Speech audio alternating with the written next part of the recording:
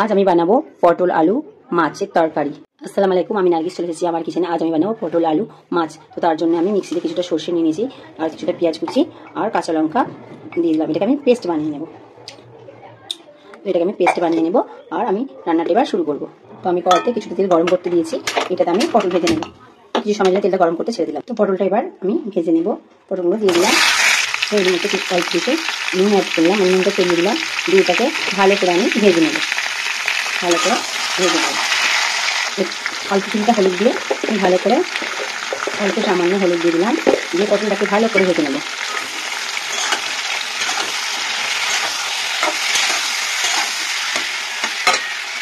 তো আমি একটা কড়া বসিয়ে দিয়েছি। ওতে কিছুটা পরিমাণে তেল দিয়ে দেবো। তেলটা আমি গরম হতে ছেড়ে দেবো। তারপর আমি তরকারিটা রান্না করে নেব। তেলটা গরম হয়ে গেছে। তো আমি কিছুটা পরিমাণে পাঁচফোড়ন দিয়ে দেবো। পাঁচফোড়ন দিয়ে দিয়েছি। এটাকে একটু নাড়িয়ে চাড়িয়ে নেব। এর মধ্যে আমি দিয়ে দেবো আমি পেঁয়াজ কুচি।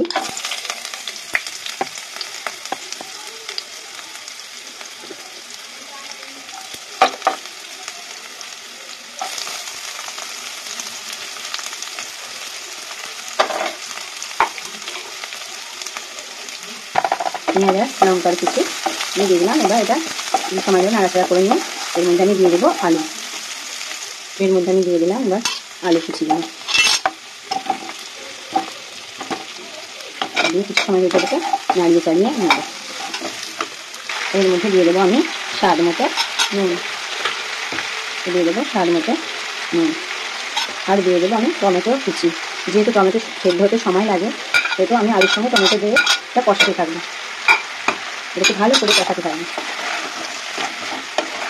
আলু আর টমেটো আমি কষাতে থাকবো। এবার দিয়ে দেবো অল্প কিছুটা পরিমাণে হলুদের গুঁড়ো। দিয়ে দিলাম কিছুটা হলুদের গুঁড়ো আর কিছুটা কাশ্মীরি লঙ্কার গুঁড়ো। এটাকে ভালো করে কষিয়ে নেব। এবার এর মধ্যে দিয়ে দেবো সেই লঙ্কা, পেঁয়াজ আর সর্ষের পেস্ট।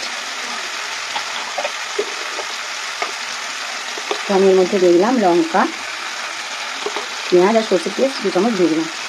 এটাকে ভালো করে কষিয়ে নেব। দিয়ে দেবো অল্প সামান্য জল।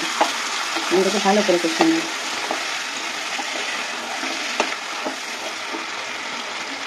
আর দিয়ে দেবো অল্প জিরে গুঁড়ো। এটা কষাতে থাকবে। এবার আলুটা আমার কষানো হয়ে গেছে। এর মধ্যে দিয়ে দেবো সেই ভেজে রাখা পটলটা। ভেজে রাখা পটলটা দিয়ে আমি ভালো করে কষিয়ে নেব। কিছু সময় ধরে ভালো করে আমি কষিয়ে নেব। এবার এর মধ্যে আমি সেই মিক্সি ধোয়া জলটা দিয়ে দিলাম। তো আরও একটু পরিমাণে জল দেবো, যেহেতু মাছ দেবো।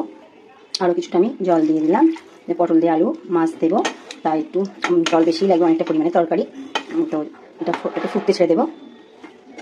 এর মধ্যে এবার দিয়ে দেবো সেই ভেজে রাখা মাছগুলো। তো আমার পটল আলু মাছের ঝোল। তো এবার আমি মাছগুলো তো এটা এবার কিছুটা সময় ধরে ফুটে গেলেই আমি এবার ধনে পাতা দিয়ে আমি নামিয়ে নেব। তো আমি কাঁচা লঙ্কা দিয়ে রান্নাটা করেছি বলে আমার তরকারিটা একটু সাদা। তো কাঁচা লঙ্কা বাটা, কাঁচা লঙ্কা আর দিয়েছি অল্প সামান্য লঙ্কার গুঁড়ো।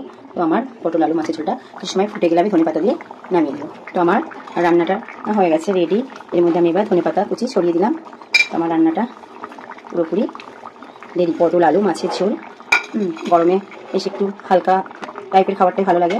তো আমি আজ তাই বানালাম পটল আলু মাছ দিয়ে ঝোল। তো আমার রান্নাটা একেবারে কমপ্লিট হয়ে গেছে। তো আমার পটল আলু মাছ রান্নাটা যদি আপনাদের ভালো লাগে, আপনারা আমার চ্যানেলে লাইক করবেন, বেশি বেশি করে শেয়ার করবেন আর কমেন্ট বক্সে জানাবেন কেমন হয়েছে। আর নতুন কোনো বন্ধু না আমার চ্যানেলটা সাবস্ক্রাইব করে দেবেন। আজকের মতো এতটা। আবার নতুন কোনো রেসিপি নিয়ে আপনাদের সামনে হাজির হব। খোদা হাফেজ।